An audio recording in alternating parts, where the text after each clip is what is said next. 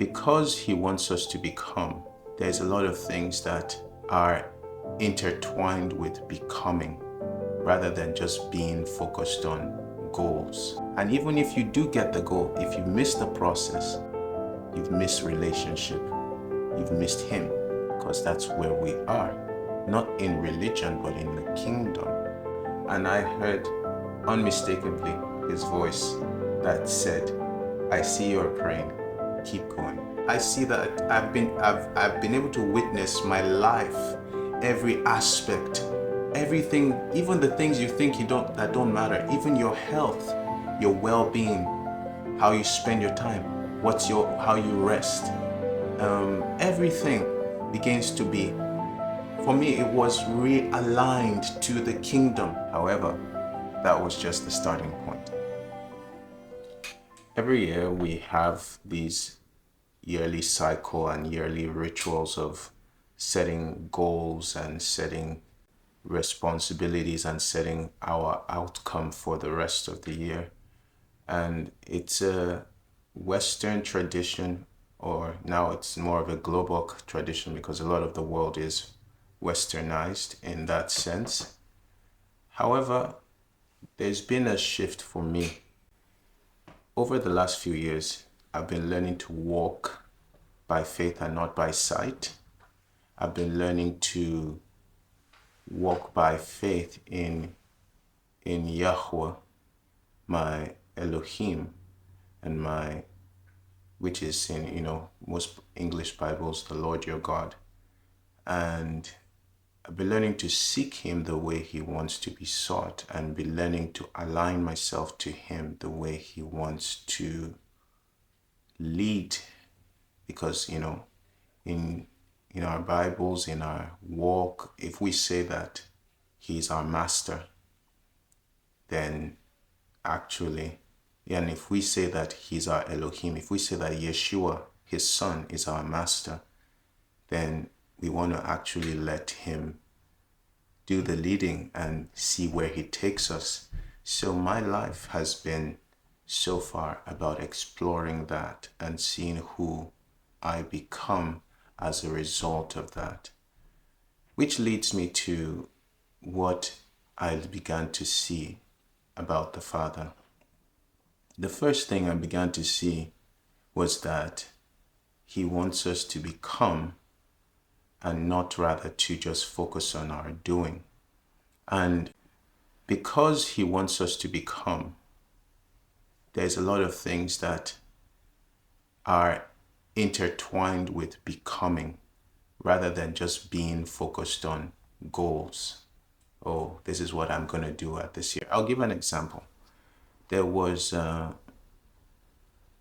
remember about 4 or 5 years ago, maybe 6 years ago, when I used to have this idea of putting vision boards and I had a vision board on my wall, I remember.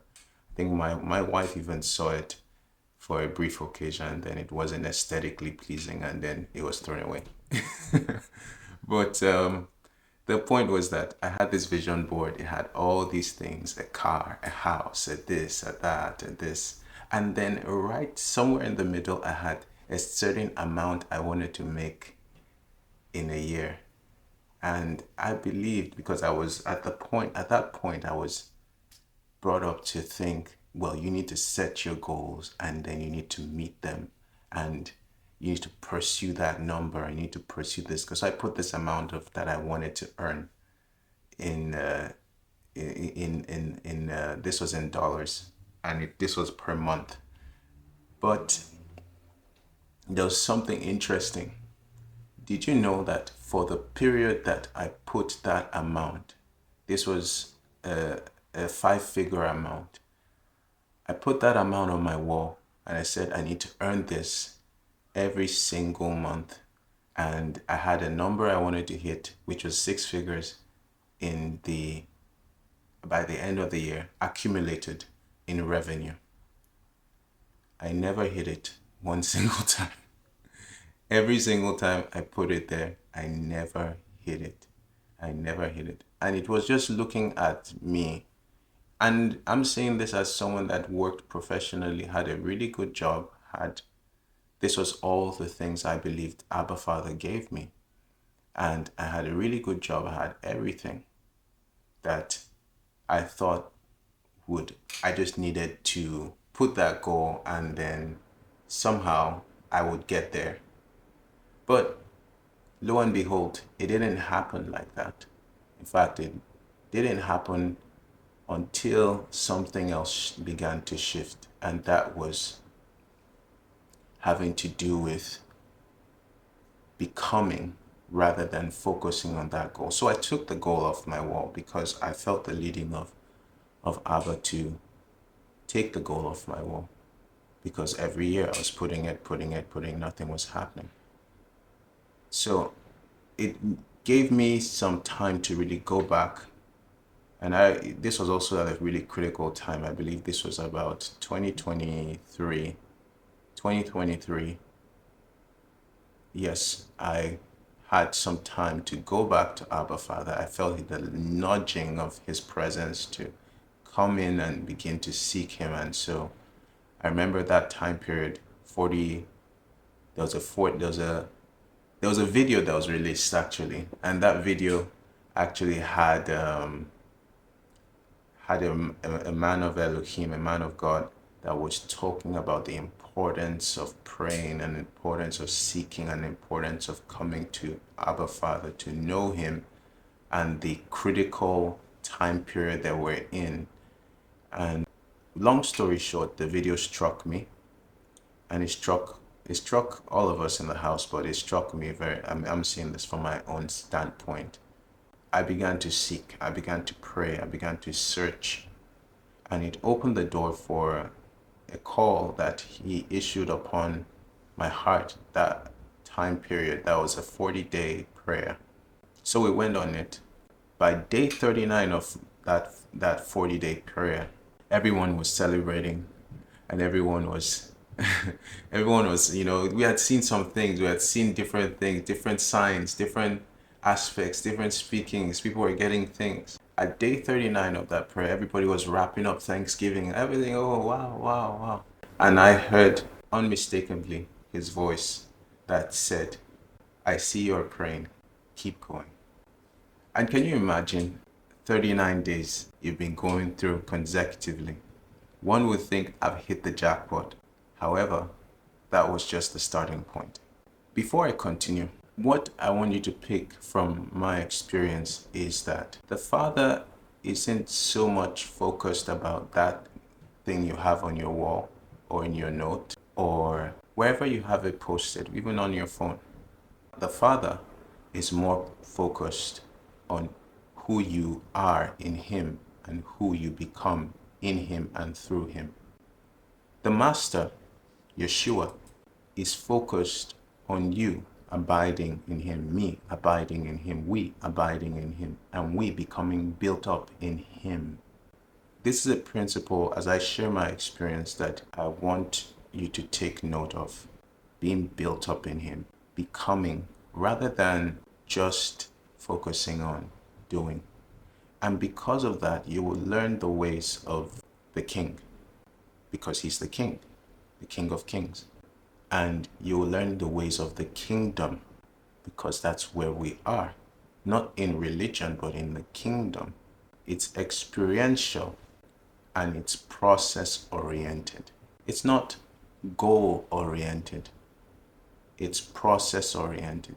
In fact, if you don't get the process with the Most High, you often won't get the goal.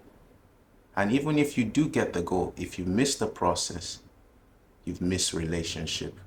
You've missed Him.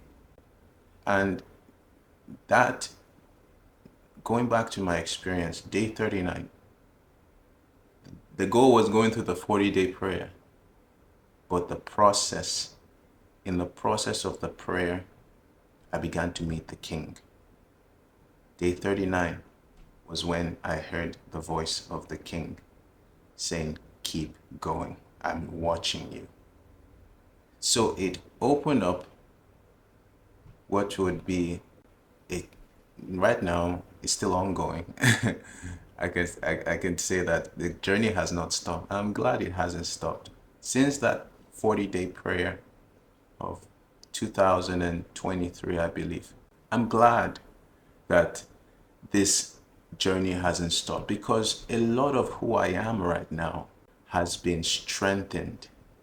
And a lot of what I produce as a result of who I am in Elohim has been strengthened because of pursuing the King. Are you pursuing the King? Are you living your life for Him? These are some questions that I want you to think about with my own experience. Think about yours. Are you focused on this thing must happen in the year? That must happen in the year? Are you focused on, keeping a set of rule books or doing certain things in the year or hitting a set of outcomes in the year? Or are you focused on who I become as a result of seeking first His kingdom and His righteousness? And the scripture says all other things will be added unto you. Matthew 6 verse 33, which most times we quote. But understanding it is about the King and the kingdom. And your focus should be set on Him. And who you become is as a result of that pursuit. Because you begin to understand how He thinks. Begin to understand what He desires. You begin to understand that He's not as, for me, let me just put it this way. He cares about you and me more than we think. And He's more than able to provide for you and me in so many ways we can't even possibly imagine. More than we think. He says He's able to do exceedingly abundantly above all that we ask or think, according to His power that works in us. But how much do we know of His power that works in us? How much do we spend time with that so that it becomes manifested, revealed in our lives? We're so focused on doing. We're so focused on tasks. We're so focused. In fact, we go to schools and we go to work and we're task oriented. And that's why a lot of our lives tend to be compartmentalized. We live our life in compartments. We live our lives. This one is for this. And when I need God to come into it to help me to get to a goal, when I need Elohim to come into it to help me to get into a goal, that's when I call on Him. This part of my life is compartmentalized. This part of my life is compartmentalized. My marriage is compartmentalized. My finance is compartmentalized. My children compartmentalized. My this compartmentalized. Okay, I go to church on Sunday, or go to church, even if you're going to church and doing on the Sabbath, you're doing compartmentalized. What if you stop looking at those things and we stop looking at them as compartments and start looking at them as a house, as being part of the kingdom, bringing it under the government of the King? And in our pursuit, He's not looking at the compartments. He's looking at it as how it will reveal His kingdom. And as we pursue Him, He begins to speak about His kingdom. And He begins to speak and begins to bring everything, all those compartments, into alignment with His kingdom. That was what began to happen. I set the goals.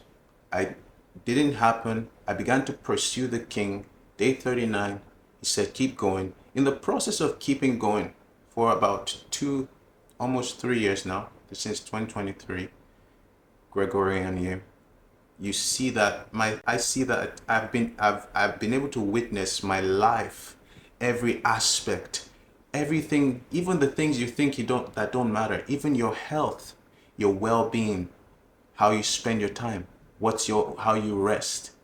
Everything begins to be, for me, it was realigned to the kingdom. My work, the meaning of work, the purpose of work, everything realigned to the kingdom. And I'm not saying realigned to religion. We can Christianize all these things and it's still religious. But bringing it under the government of the king is a different thing. Bringing it under the government of the king is it's entirely different, because it becomes experiential, because it becomes intimate, because there's sacrifice, because there are things that will shape. He will speak more about a lot of things that will directly affect your life. And I'm telling you this by experience, ongoing experience. I don't say it, sometimes even I've delayed releasing these videos because if you're still goal oriented, you think when I'm there, then I'm going to record a video. But there isn't such a thing as when I'm there. There's never going to be such a thing as when I'm there. Our life, our walk, our journey is, the scripture says, walk by faith and not by sight. That is what it says in Habakkuk 2, that the just shall live by faith and not by sight. He says walk by faith. Even in 2 Corinthians 5, he says walk by faith and not by sight. So it's about a journey. It's not about the destination. And so my recording of this, even right now, is not to tell you that, oh, I've arrived. Oh, now look at everything. No. I'm telling you about who I'm becoming. And I'm encouraging you to change your focus from what you do, your tasks, your goals, your things that you put on the wall, and focus rather on becoming. Because you will learn to sit with the king. You learn to spend time with him. The scripture says he doesn't delight, in Jeremiah 9, it says, I do not delight in boasting. I do not delight in the one who is boasting in his riches, in the one who is boasting in his strength, the one who is boasting in his knowledge. Where it says, the scripture says, let him that boasts, boast of this, in that he knows me. In that he knows me. That's the first thing. Let him that boasts, boast of this, in that he knows me.